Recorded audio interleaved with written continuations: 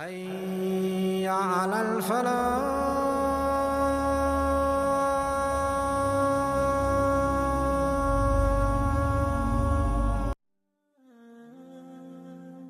Le chemin qui mène au trône d'Iblis est connu de tous les shayatines.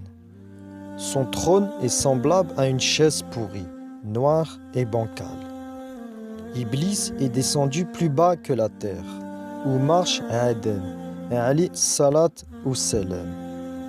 Lorsque Iblis envoie un shayatin perturber un homme, et que celui-ci revient à Iblis en lui disant « Je n'ai pas réussi à le perturber », Iblis lui fait un blâme. Et à ce moment-là, la tristesse du shayatin est équivalente à celle d'un croyant qui aurait reçu un blâme de son créateur. Allah. Regarde le milieu de la flamme. Iblis est semblable à ça. Iblis se posa des questions. Il s'interrogea lui-même. Il se sentit trahi.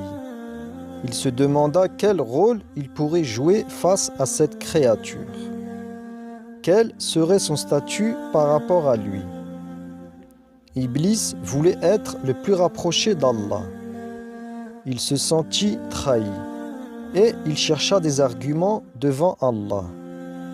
Il se compara à Adam, Ali Salat ou Salam, et il dit à Allah que sa place est celle d'Adam, Ali Salat ou Salam, et que sa création est supérieure à celle d'Adam, Ali Salat ou Salam.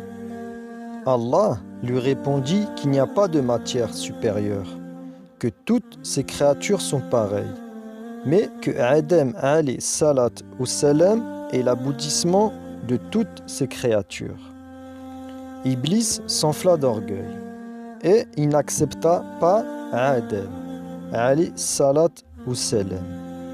Iblis pensait être au-dessus de toutes les autres, la créature ultime, celle choisie par Allah pour dominer.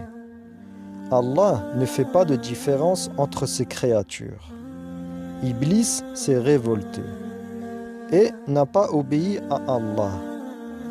Il dit à Allah, « Tu m'as induit en erreur, et je les induirai tous en erreur.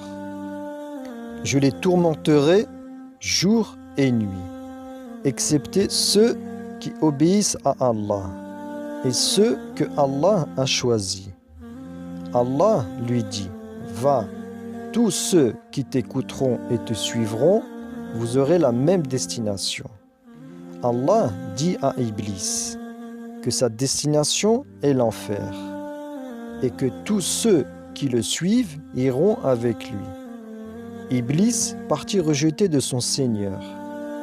Iblis voulait le statut de Adam, Ali Salat ou Salam, mais Allah ne lui a pas accordé.